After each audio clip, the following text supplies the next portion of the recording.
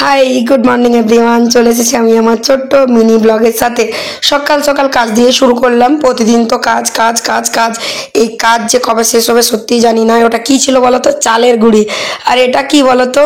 ওই যে বিড়ি, মানে এটাকে মানে পেস্ট করে আর রাখতে হয় এক রাত, তারপরের দিন হয়। তো কি বানানো হবে শেষ পর্যন্ত দেখো, অবশ্যই বুঝতে পারবে। তো চালের গুঁড়ি পেস্ট করা আর বিড়ি তার সাথে দিয়ে দিলাম। আর বিড়িটা সত্যি মানে কি বলবো, এমন একটা স্মেল হচ্ছিল না একদিন থাকার পর, যে আমি সহ্য করতে পারছিলাম না। আমি নিজেই সহ্য করতে পারছিলাম না। তো যাই হোক, অনেকটা ফুলে গিয়েছিল, খুব কম ছিল বিড়ি, তারপরেও দেখো অনেকটা ফুলে চালের গুঁড়ির সাথে মোটামুটি মানে মেকআপ হয়ে গেল। এটা আমি পেস্ট করছি হচ্ছে সকাল 8টার সময়। এটা আমি পেস্ট করে রেখে দেবো। এটা হবে রাত 7টার সময়, মানে খাবারটা হবে রাত 7টার সময়। মিনিমাম 12 ঘন্টা তো রাখতেই হয়, মানে এরকম করে, তাহলে মানে কি ভালো হয়। আর অনেকটা মানে জিনিসটা মানে খাবার জিনিসটা মানে খুব সুন্দর দেখতেও হয়। তো দেখো চলে এসেছে পার্সেল। লাটু মহারাজ ডাক দিয়ে দিল, মামি চলে এসো। আমরা নিচে পৌঁছে, এটা ছিল একটা শখের পার্সেল।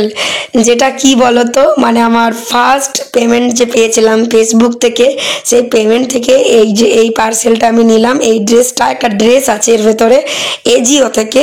মানে খুব বেশি দাম নয়, খুব কমই দাম, মানে কমের মধ্যেই, 1250 টাকা ড্রেসটা।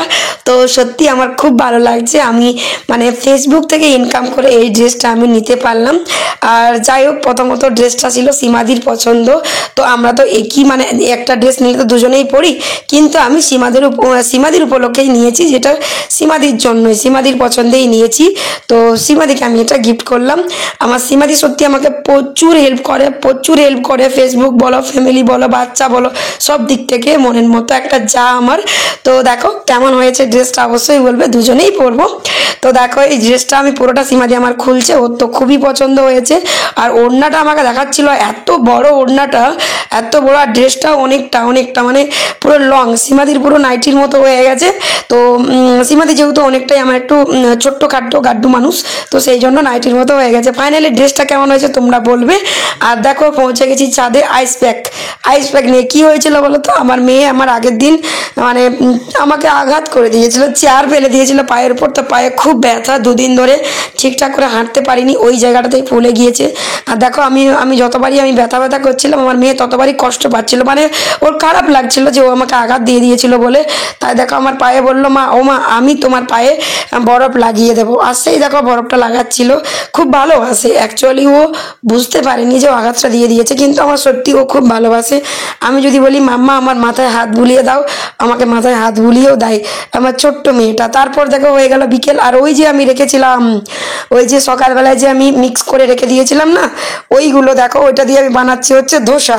এটা ছিল ফার্স্ট ধোসা, এটা অতটা ভালো হয়নি, লাস্টের গুলো খুব সুন্দর হয়েছিল। আজকে সত্যি খুব সুন্দর হয়েছিল।